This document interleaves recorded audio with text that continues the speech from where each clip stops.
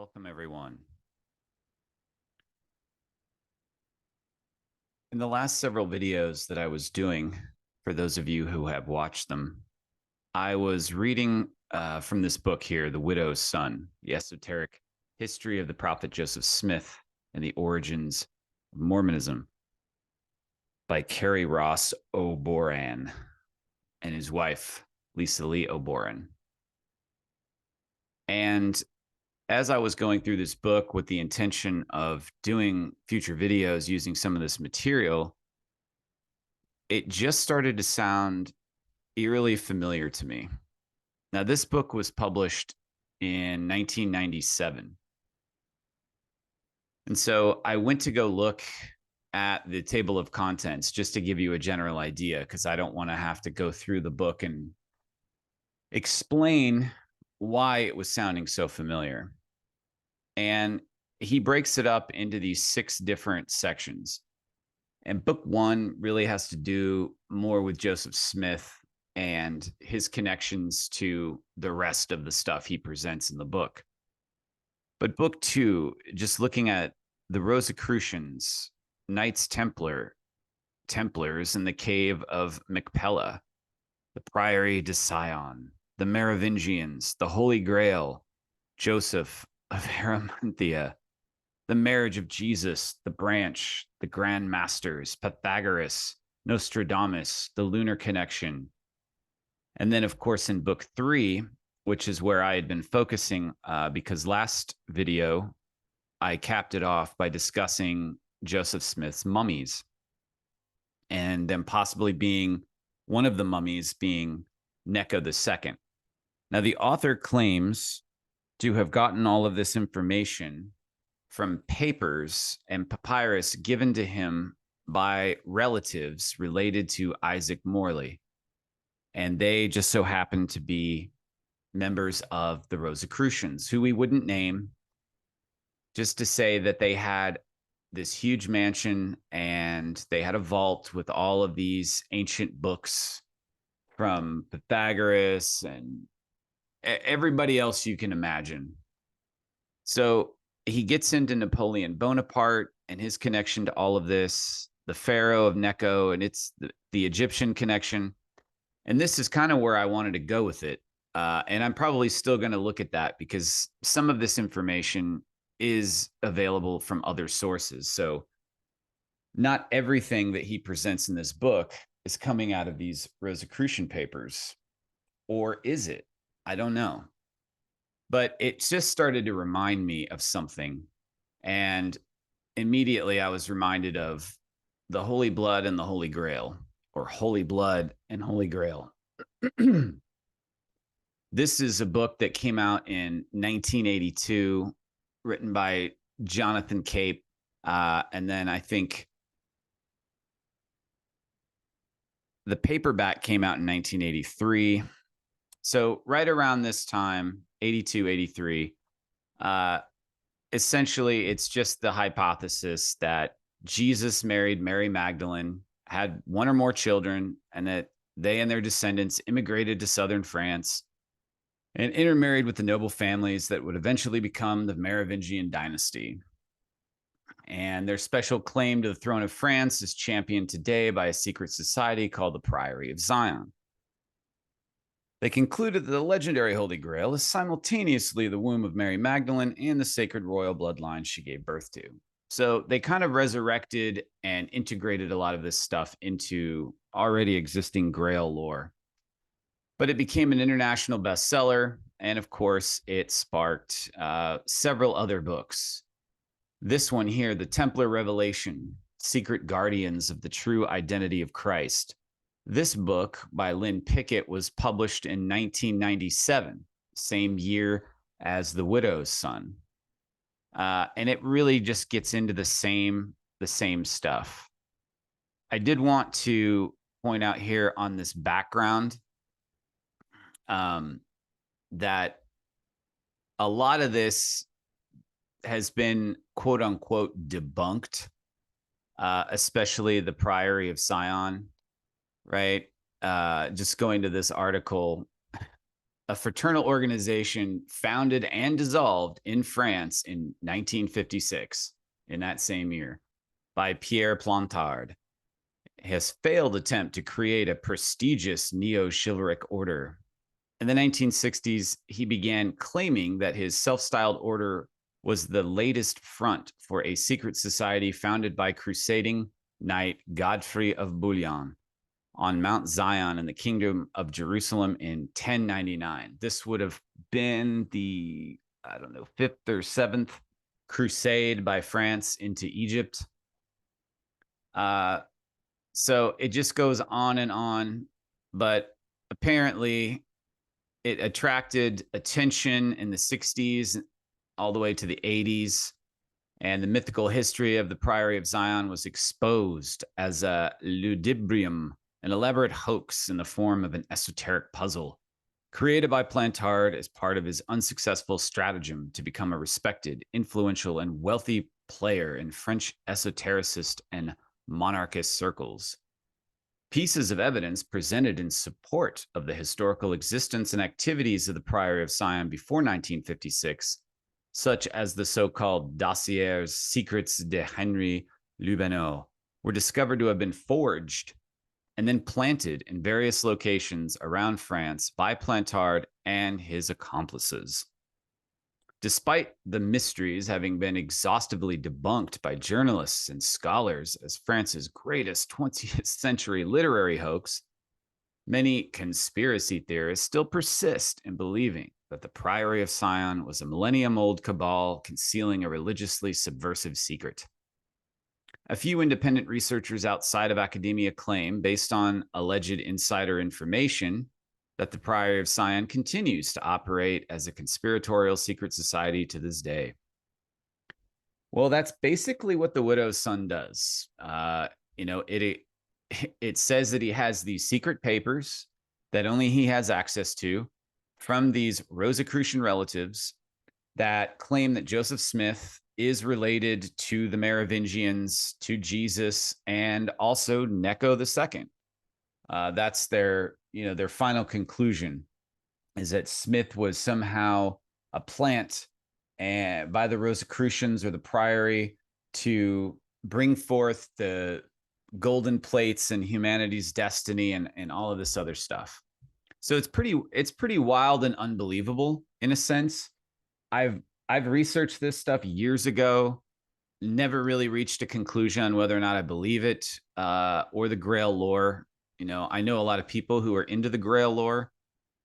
Whether or not it ties into all of this stuff in current day, who knows?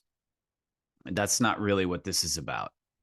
This is about Kerry Ross Boren, or as I came to discover, Kerry Ross Boren, spelled differently, drop the O. But I also wanted to point out that 1997, this book comes out, Templar Revelation. Of course, in 2003, we get the Da Vinci Code from Dan Brown, which also becomes an international bestseller, which leads to a movie. And then he does Angels and Demons, which also became a movie. And of course, in 2004, we had National Treasure, an action-adventure heist film released by Walt Disney. And it's essentially a treasure hunter story involving secret Templar and Masonic treasure. And really just all of these movies are essentially about treasure hunting or secret conspiracies and all of these groups that have conspired to keep this secret. Many people have watched this. I watched this years ago. So when I went to go look at Kerry Ross Boren, I had a difficult time finding anything about the guy. However, I did discover that he has other books, one of which is The Gold of Carrie Shinob. Utah historian Kerry Boren claims to have found the grandest of all mother lodes, a hidden cavern inside a monster gold nugget where Montezuma hid the bigger part of his treasures from Hernando Cortez. The pieces to this fantastic puzzle came together while Boren was studying ancient maps and unpublished journals. His incredible search led him to a remote Unita mountain treasure cavern, cursed by the Aztecs and guarded by the Ute Indians, where Brigham Young got the gold to mint coins and decorate temples. Kerry Boren has solved the mystery of the Lost Roads mine and now published for the first time the details of his search for all to read. So he writes a lot of his other books have to do with treasure hunting. And it seems that he had a preoccupation with the Wild Bunch and the Outlaws, which some of which he claims were from prominent Mormon families. So this is him, Kerry Ross Boren, with an EN, not an ON, drop the O. Very little is available about this guy himself. If you do an internet search, most of the things that you find are his books and different places selling his books. There's several chat forums dedicated to him discussing his book on the gold in Utah in a cave and people trying to find it. So it was really populated by a lot of treasure hunters. And as I was reading through it, people's opinions of him seem to either be ambivalent, nobody cares, or most people say that he's not really a good person.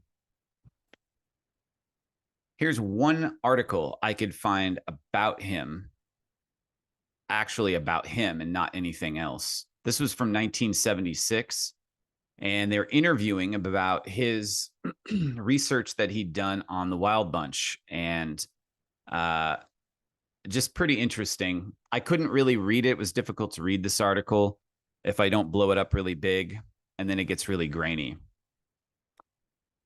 But I came to discover some other things about this guy. And so I came across this article from 1991. Judge clears way for inmate to sue over strip search of wife. A federal court judge has cleared the way for a Utah State prison inmate to sue a prison supervisor for ordering the strip search of the inmate's wife before she was allowed to visit the inmate. Kerry Lee Boren. So they're calling him Kerry Lee Boren instead of Kerry Ross Boren, but his wife is Lisa Lee Boren. So maybe they're mixing up the names, not really sure. He filed a 6-count suit against Gary DeLond and 4 other prison officials for violating his constitutional rights and those of his wife, Lisa. U.S. District Judge Bruce Jenkins adopted a magistrate's recommendation that 5 of the 6 counts be dropped for lack of merit. But Jenkins concurred with the magistrate that Boren had reasonable cause to believe that Utah State Corrections Supervisor Noel Webb conspired with a visitor of the prison to order of strip search of Lisa Boren in front of prison visitors. Boren's suit alleges Webb asked Lisa in front of other visitors to submit to a strip search for the purpose of determining whether her jeans had an open crotch. He claimed the search was a result of a conspiracy, and the way it was handled slandered and defamed him and his wife. Jenkins dropped the claim of slander and defamation.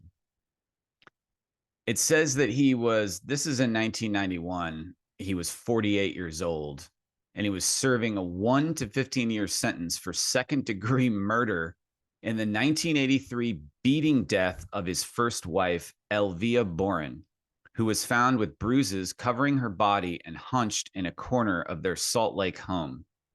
Witnesses had told police that the beating may have occurred 2 days before it was reported.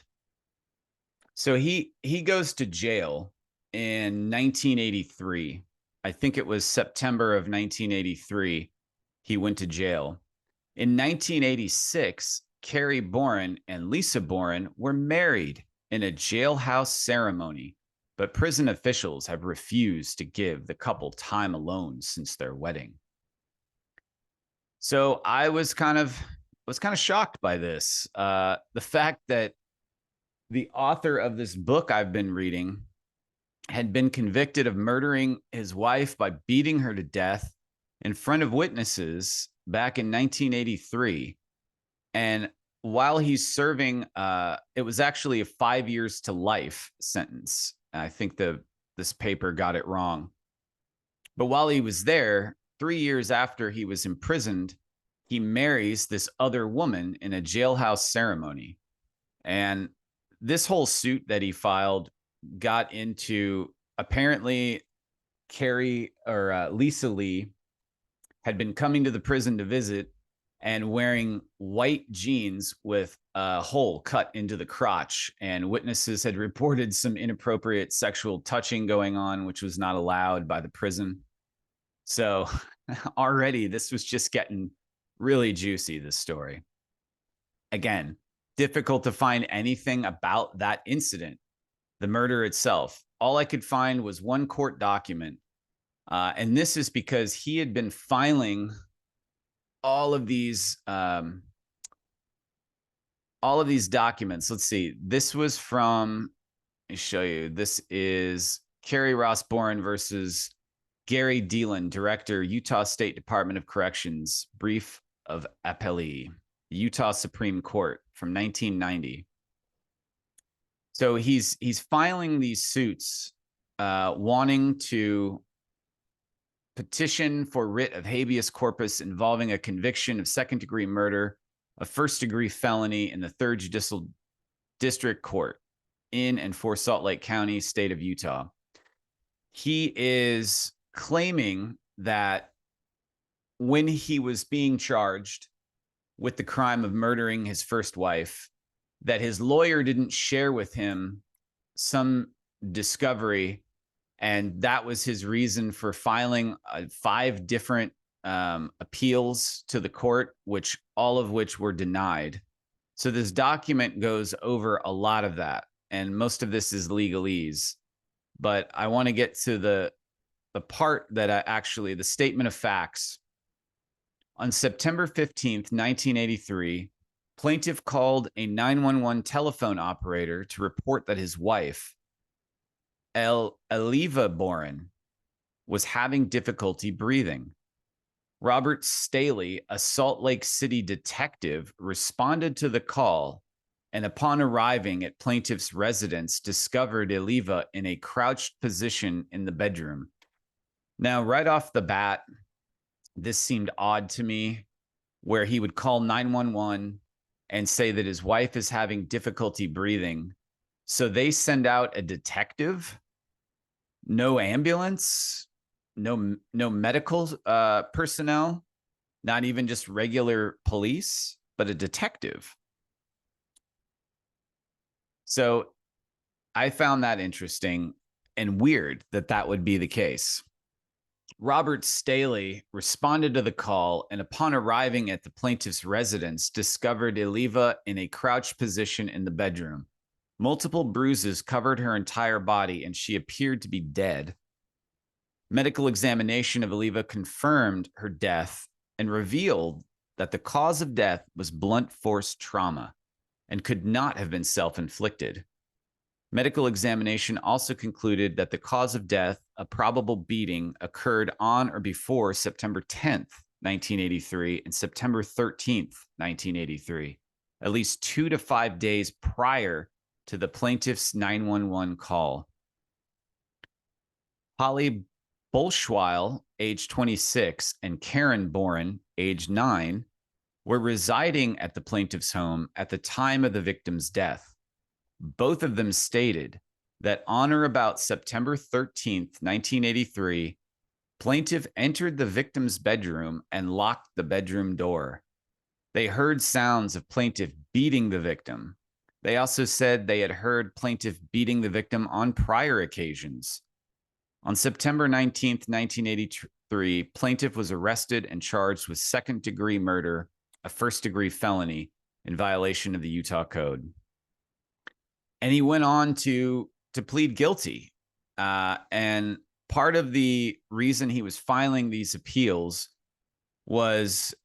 had something to do with his guilty plea, claiming that he had no regard for human life, and that he swore to that and signed an affidavit, but then tried to come back and say that, well, they they didn't show me all the information. But I just found this interesting. So upon a further search for this Holly Bolschweil, who was 26 at the time, and remember in 1983, I think this guy was born in 1942 or 1943. So he was around 40 years old at the time. It is possible that this Holly Bolschweil was one of his children that had been married. Karen Boren, age 9. Not sure if that was his daughter or his granddaughter, but I can find nothing about these people. Absolutely nothing about this murder other than one article in which, as an addendum to the article, or whoever posted it was from an archive, but in the archive on the from what I grabbed, it said false and malicious news item, totally untrue, even though it was a clip from the Salt Lake Tribune. And I'm going to show that. Actually, let me go to that right here. So that's this guy. Here's the article I was able to find. This is it. A man, and this was from 1987. So this was some years after 1983 when he was convicted. A man who pleaded guilty to the beating murder of his first wife now alleges in a federal court lawsuit that her death was caused by the Mormon Church and Utah officials. Asking $55 million in damages, Kerry Ross Boren claims that a series of denials of assistance resulted in the death of Elvia Marina Gonzalez Will Boren. When you look that name up, that whole long name, I can find nothing about this woman, her murder, any articles about it, nothing about why he did it. I mean, it's bizarre. The 25-year-old woman was found in the corner of the couple's bedroom in September 1983 with multiple bruises covering her entire body, according to the second-degree murder charge filed then. In April 1984, Boren pleaded guilty to the killing and was sentenced to 5 years to life in the Utah State Prison. Last year, he filed 5 federal court lawsuits, including one complaining his constitutional rights were denied by prison officials who refused to allow him a wedding night with his new wife, Lisa Lee Boren. After they were married in June, the inmate has yet to prevail in any of the civil suits. In the latest complaint, Boren alleges abuses against his family when assistance was given. I'm not sure what he's talking about. He also alleges he was framed by prosecution witnesses. Boren alleges that during prosecution of the charges against him, most or all of the above-named defendants entered evidence and testimony against plaintiff which was malicious, wrongful, libelous, and untrue, in an effort to absolve themselves of complicity either by deed or implication.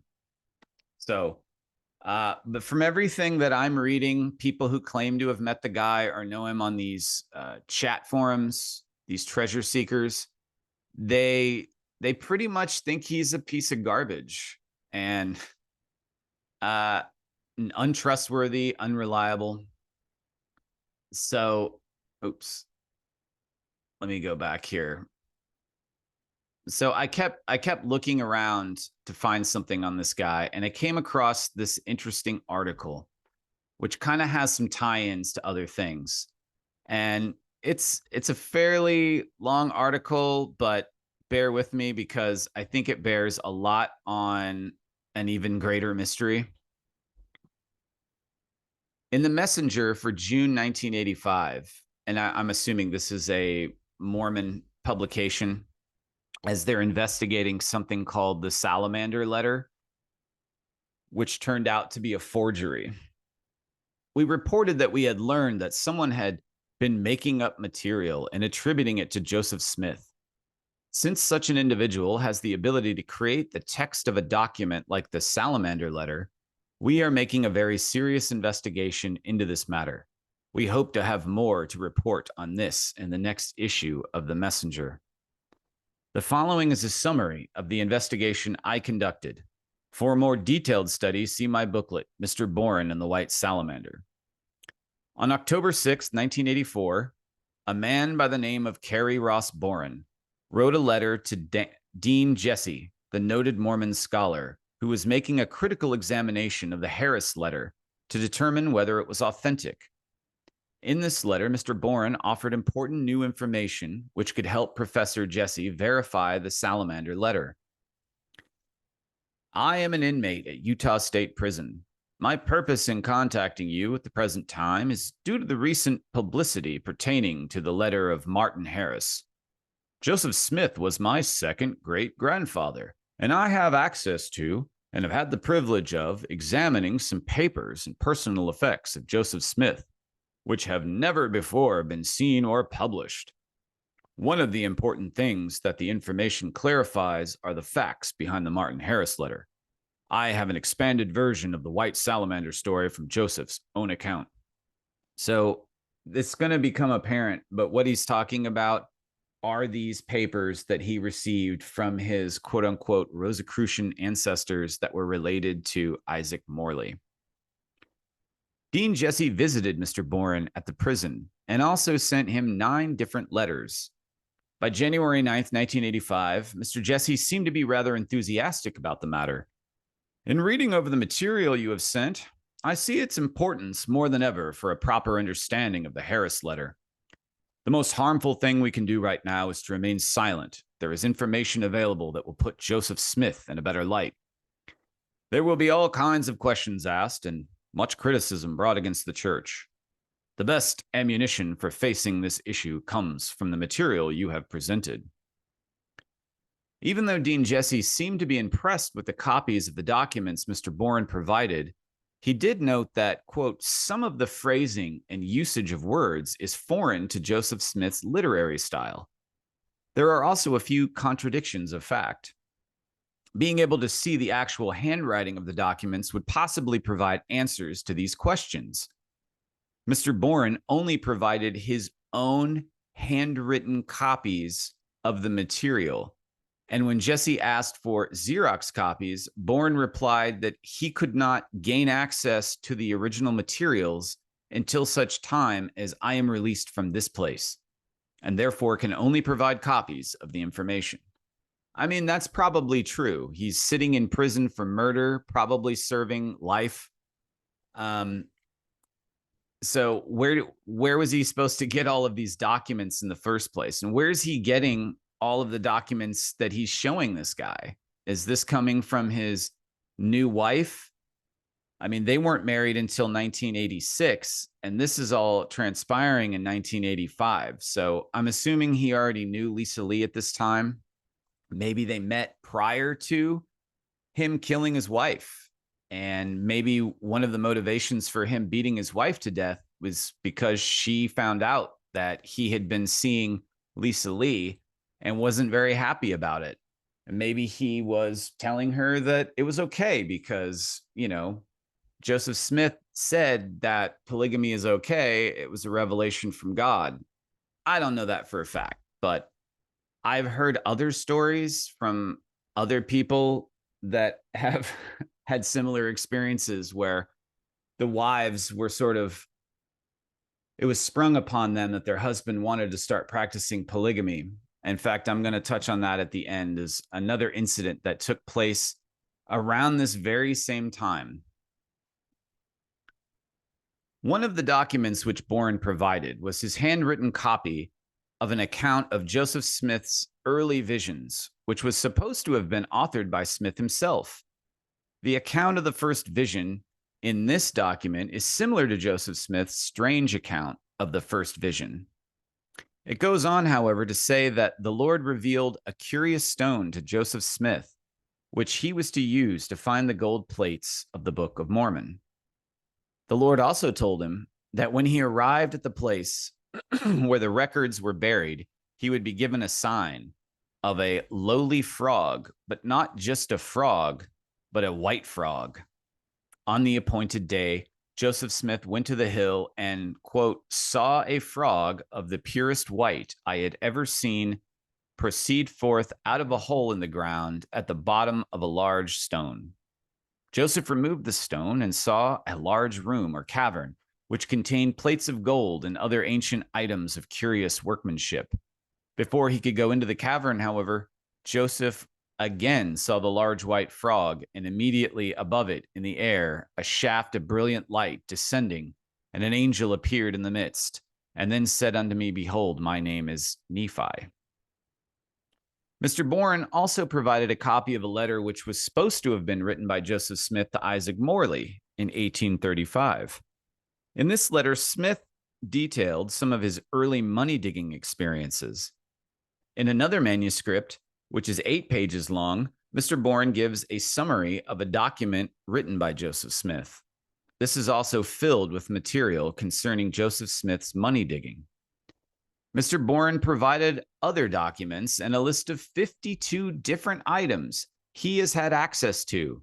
He claims that in the collection he has seen the mummy of Pharaoh Necho, 3 rolls of papyrus, 13 separate pieces of papyri, a revelation on polygamy that is, quote, more lengthy and detailed than the one published by the church, a large stack of correspondence between early church figures, including many by and to the prophet, a translation of the lost Book of Lehi and other lost books, a translation of the Book of Abraham, which contains much not found in the present published version, and what appears to be the original manuscript of Newton and also Da Vinci.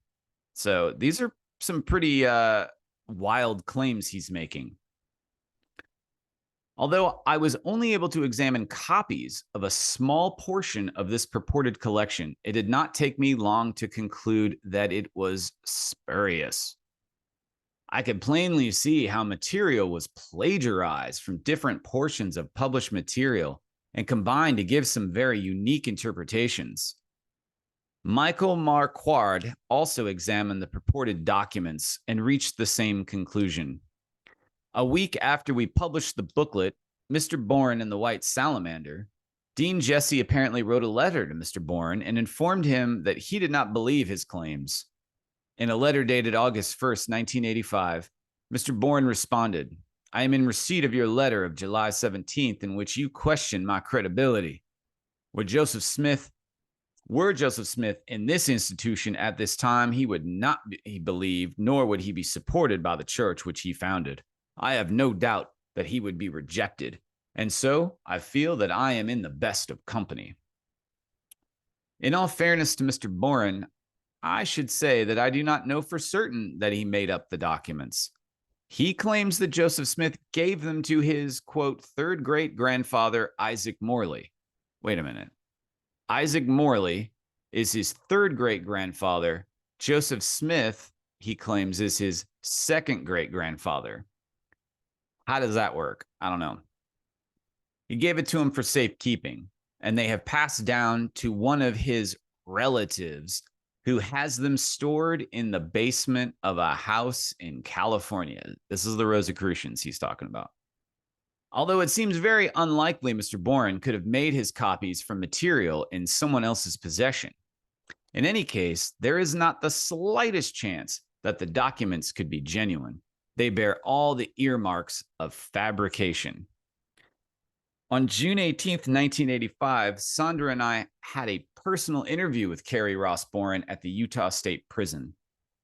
While much of his story is very difficult to believe, some of his statements seem to have some basis in fact. One of his claims is that he was a ghostwriter for the historical part of Robert Redford's book, The Outlaw Trail, which was published in 1979. While it does not prove his assertion, I've found him mentioned at least 15 times in Redford's book. In the foreword, Robert Redford gives special thanks to Kerry Boren, and on page 24, he refers to Kerry Boren, our historian. I have found that Mr. Boren has co-authored a book entitled Footprints in the Wilderness, A History of the Lost Roads Mines, and has also written a number of articles for magazines. On page 173 of her book, Butch Cassidy and My Brother, Lulu Parker Bentonson refers to Kerry Ross Boren, a recognized authority on outlaw history, National Center for Outlaw and Lawman History, Utah State University, Logan, Utah. While some historians do not have much respect for Mr. Boren's work, it must be conceded that he has a great deal of ability as a writer. And I did show that article where it was talking about him being an authority on outlaw history. He claims that his grandfather or great grandfather, not sure whether that was Isaac Morley, Joseph Smith, or a different set of grandparents, but apparently these different grandpas were friends with these outlaws and helped them during a train robbery. Mr. Boren's contention that the material he has copied helps clarify the facts behind the Martin Harris letter must be completely rejected. As I've already pointed out, the material Boren has presented bears unmistakable evidence of falsification. Furthermore, he has not produced any real evidence that the original manuscripts even exist.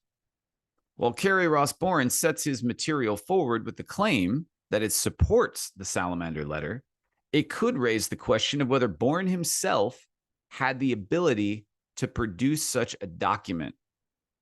In his letter of January 9th, 1985, Dean Jesse mentioned an important similarity between the Salamander letter and Boren's material.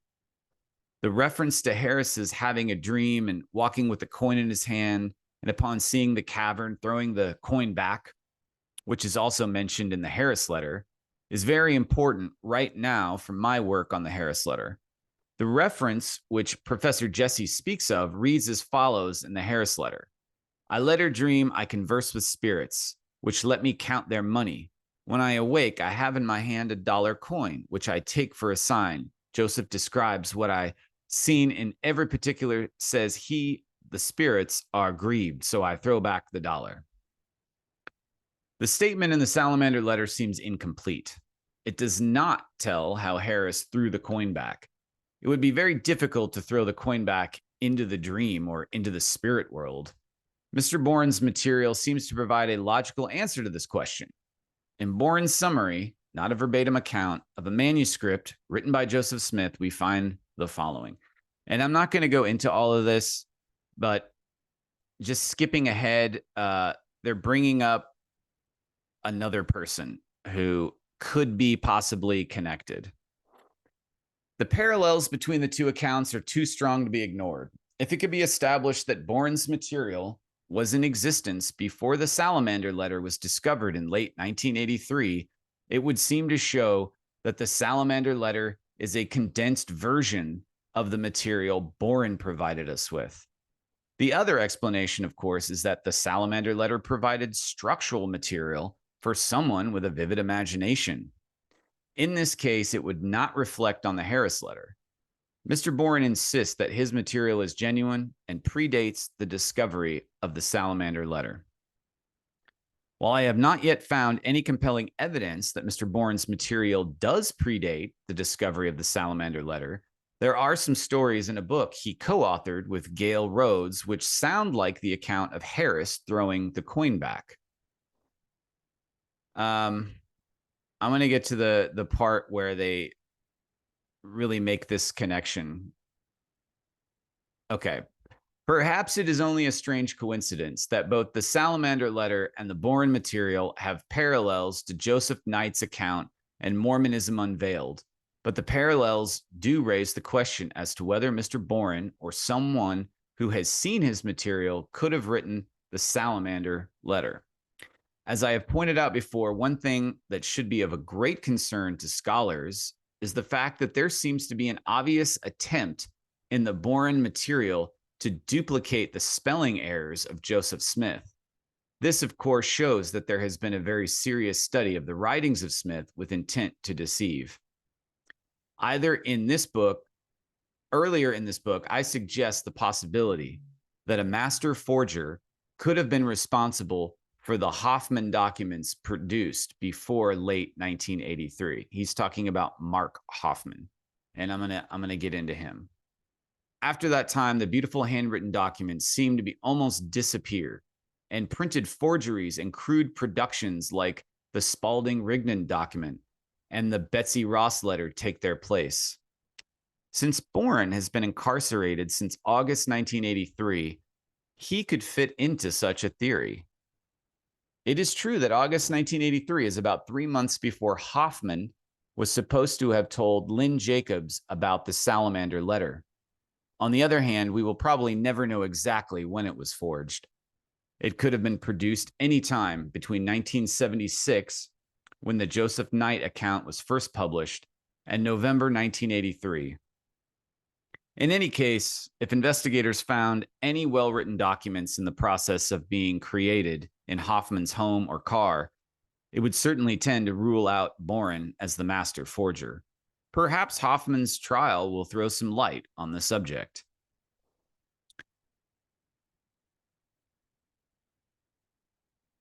A lot of this is really just trying to link this document, the salamander letter, as a forgery to either Boren or Mark Hoffman. The article, which appeared in the Desert News on November 8, 1985, said that Kerry Ross Boren was an associate of Hoffman and others before his imprisonment. Now, this is the important part.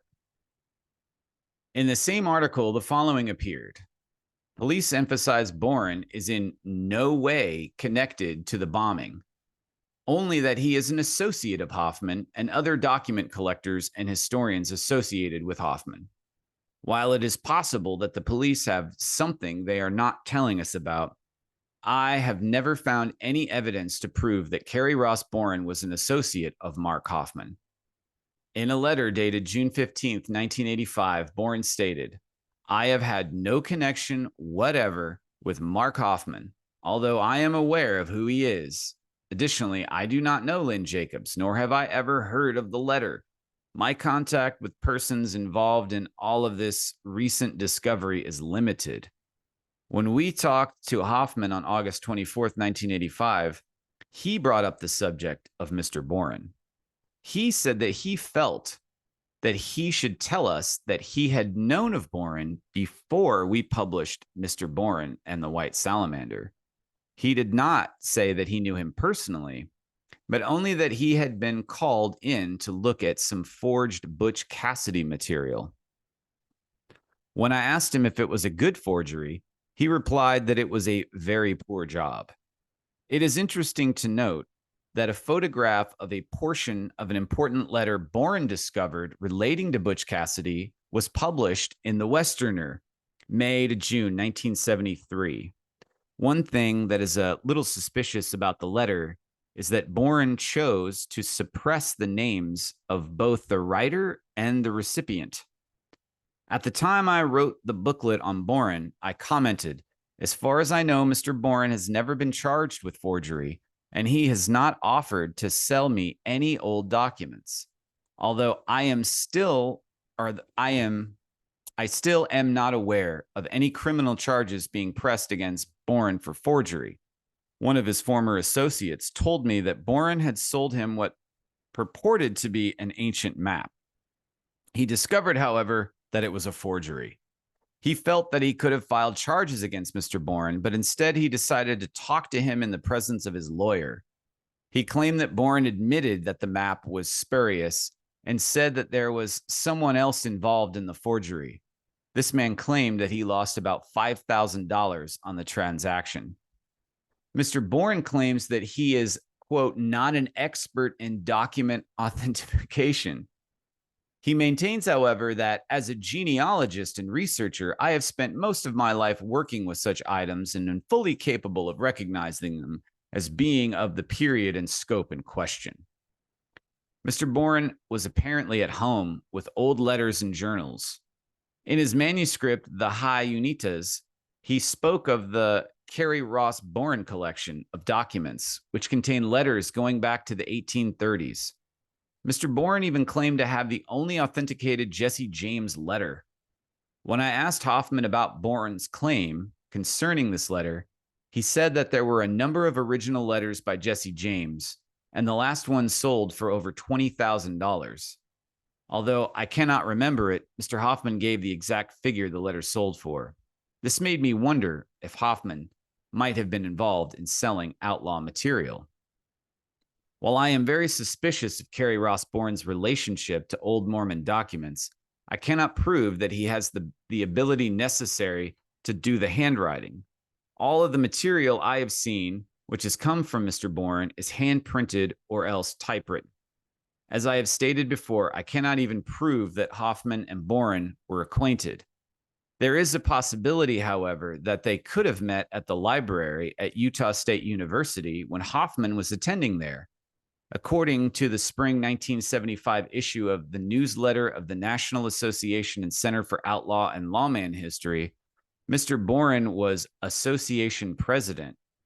On page 4, we read that this center was officially inaugurated June 10th, 1974, with ceremonies on the campus of Utah State University in Logan. And it just goes on and on and on. Essentially, what we're talking about here is Mark William Hoffman, an American counterfeiter, forger, and convicted murderer, widely regarded as one of the most accomplished forgers in history. Hoffman is especially noted for his creation of fake documents related to the history of the Latter-day Saint movement. When his schemes began to unravel, he constructed bombs to murder 3 people in Salt Lake City. The first 2 bombs killed 2 people on October 15th, 1985. On the following day, a 3rd bomb exploded in Hoffman's car. He was arrested for the bombings 3 months later, and in 1987 pleaded guilty to 2 counts of second-degree murder and 1 count of theft by the deception, 1 count of fraud. So he's a pretty famous forger. It goes through his life. I'm not going to go into all of this, but I did want to touch on the Salamander letter. Perhaps the most famous of Hoffman's forgeries appeared in 1984, supposedly written by Martin Harris to W.W. Phelps. The letter presented a version of the recovery of the gold plates that contrasted markedly with the church-sanctioned version of events. Not only did the letter intimate that Smith had been practicing money digging through magical practice, but it also replaced the angel that Smith said had appeared to him with a white salamander. Okay, so Boren claims he had something that related to this about a white frog.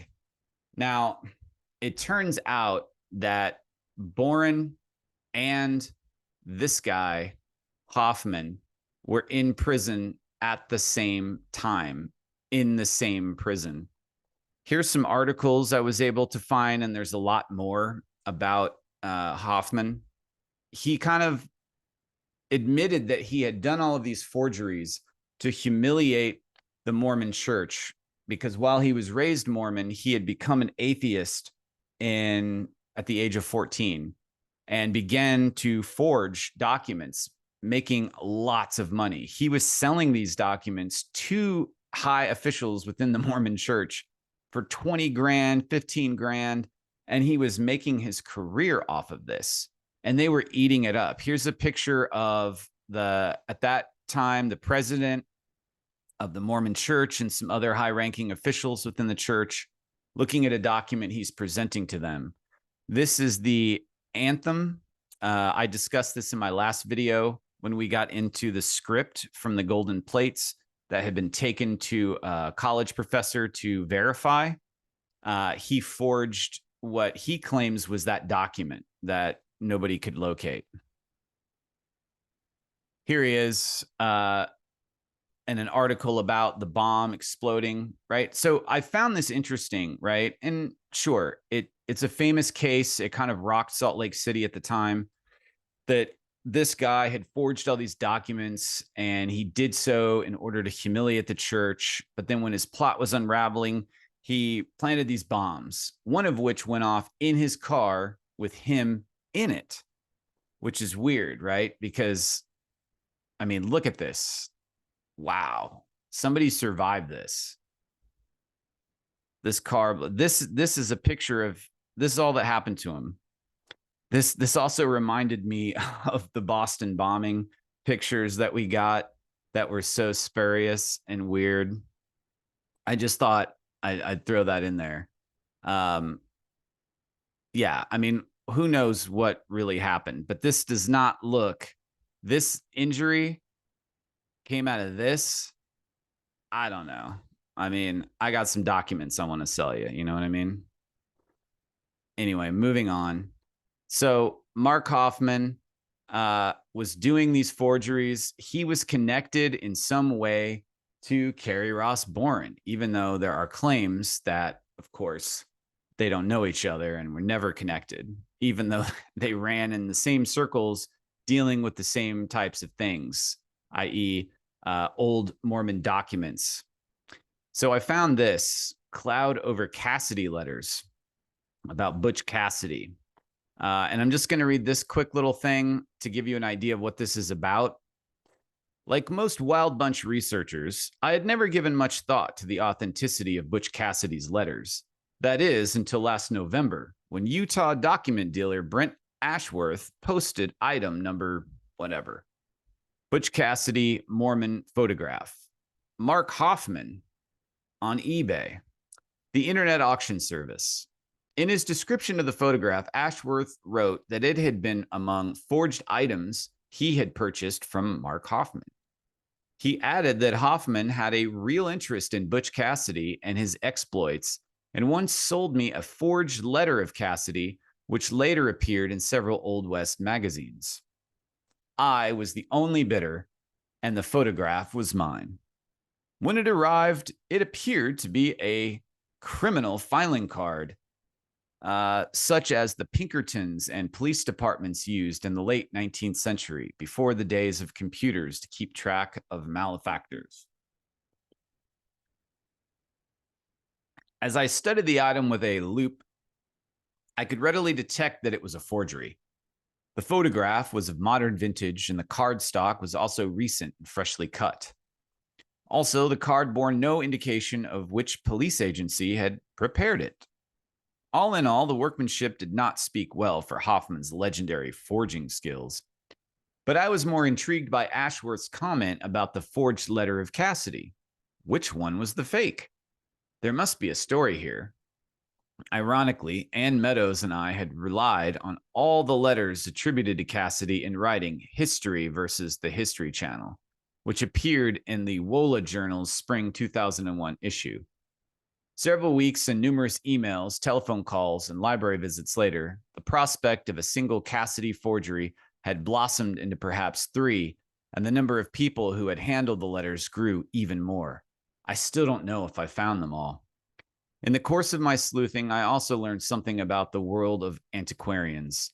Documents often change hands via sales and trades among dealers multiple times.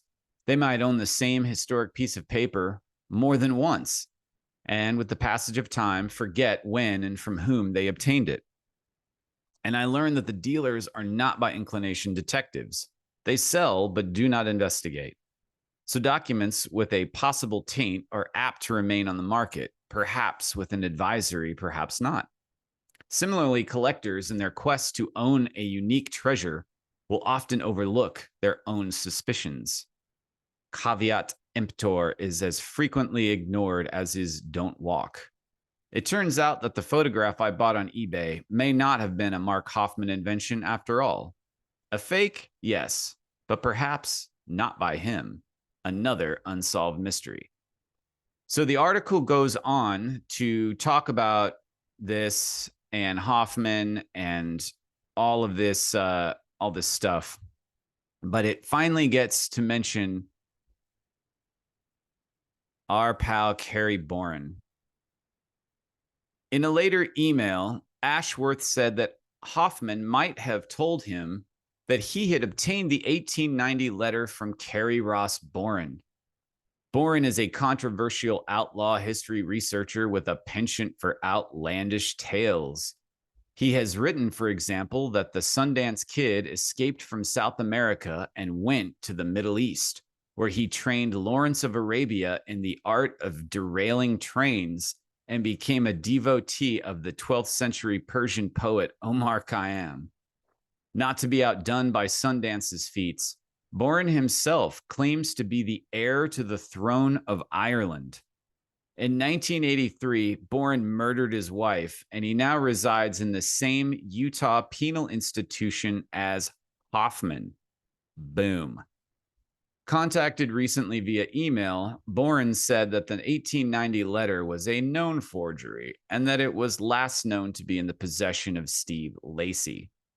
Given Boren's proclivities for storytelling, if he had ever discovered or even possessed the 1890 letter, authentic or not, he would have bragged about it in print.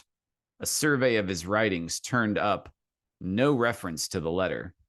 Given Boren's yarning, however, who knows whether his statement about Lacy is credible.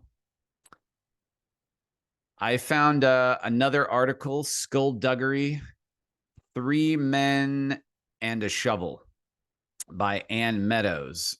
And it's discussing, I guess, Robert Redford, but it's also mentioning Boren. So let's see here. Chatwin had known nothing about the North American outlaws prior to the Argentine sojourn, but the legend attracted his interest. So he later did a spot of research at the New York headquarters of Pinkertons, which had expended considerable efforts tracking and apprehending members of the Wild Bunch in the late 1800s and the early 1900s. A Pinkertons official put Chatwin in touch with Manila, Utah resident Kerry Ross Boren, who chauffeured him to nearby outlaw hideouts. Obviously, this is December 1993 when this is being written, but I don't know exactly what year this was taking place. He was in prison in 1983, so I'm not sure. I felt his imagination tended to get the better of him, said Chatwin, but mustn't malign him because he was very kind. It was he who showed me in Photostat a text by a U.S. mining engineer who accompanied Berenitos on the trip. Boren currently resides. Okay, here we go. Boren currently resides in the Utah State Prison, where he is serving a term of 5 years to life for the 1983 beating death of his wife. Born in 1941 in Green River, Wyoming, and raised on a ranch in Daggett County, Utah, Boren undoubtedly had a more glamorous future in mind. According to his 6-page resume, he studied at the Desilu Studios Acting School, worked as a bit actor under the tutelage of Bob Cummings, appeared in Beach Party, a 1963 American International Pictures movie with Cummings, Annette Funicello, and Frankie Avalon, and had small roles in such television series as I Love Lucy, Highway Patrol, and Lassie. Boren also became a certified genealogist, having assisted Alex Haley in the original research in the book and television miniseries Roots. Exploring his own genealogical roots, Boren discovered himself to be, quote, the last literal descendant of King Brian Boru of Ireland. And should Ireland ever return to a monarchy, heir to the throne. As an outlaw historian and writer, Boren authored, co-authored, or contributed to nearly 20 books and worked as a consultant and researcher or logistics coordinator for such pictures as Butch Cassidy and the Sundance Kid, Jeremiah Johnson, Against a Crooked Sky, Where the Red Fern Grows, and others. According to Boren, screenwriter William Goldman relied on him for information while writing the screenplay for the 1969 movie Butch Cassidy and the Sundance Kid, which starred Paul Newman and Butch Cassidy, Robert Redford as the Sundance Kid, and Catherine Ross as Etta Place. In 1975, Redford took Boren along on a 3-week horseback caravan through Rocky Mountain outlaw haunts, a journey recounted by Redford in a National Geographic article and a book, The Outlaw Trail, for which Boren claims credit as researcher and ghostwriter. Kerry's family roots, Redford wrote, are connected to the Outlaw Trail region, and his knowledge of facts and dates are to prove impressive. Smooth-skinned, wavy-haired, hatless, and wearing prescription sunglasses, he was the least Western-looking of the group. Around the evening campfires, Boren expounded on the history of the region where Colorado, Utah, and Wyoming intersect. He captivated his audience in more ways than one. It was like listening to a waterfall, Redford marveled. Names tumbled out of him like a hasty confession. I realized that for Kerry, this experience was like a child in a candy store. He couldn't be sure of ever again capturing such an interested audience, so he relished the moment. Boren was one of a cavy of outlaw researchers who gathered in private homes in Salt Lake City in 1973 to compare notes, and as one participant put it, trade lies and mislead each other about the state of their various projects. These yarn swappings led to the founding of the National Association for Outlaw and Lawman History, NOLA, the following year at Utah State University near Logan. Boren was elected the group's first president and later, from late 1975 through mid 78, its research director. In an inaugural newsletter, Boren wrote that NOLA's purpose was to study all facets of outlaw and lawman history with an emphasis on the Western lore, but not excluding special studies and collections of gangsters, criminals, private investigators, FBI agents, criminal and peace officer activities, and many other avenues of investigation and collection. Wow. Kerry Ross Boren is a pretty interesting dude, connected in not only geographic location by sharing a same prison sentence at the same prison with Mark Hoffman, claimed to be one of the most accomplished forgers in history, but possibly involved in forgeries himself, spinning yarns, telling tales, and writing books with quote unquote documents obtained from secret sources that he can't reveal. What else was going on in Utah in 1984? That's right, Utah versus Lafferty, a 1984 murder case in the U.S. state of Utah. It gained substantial publicity due to the accused person's statement that the murders were the result of a divine revelation.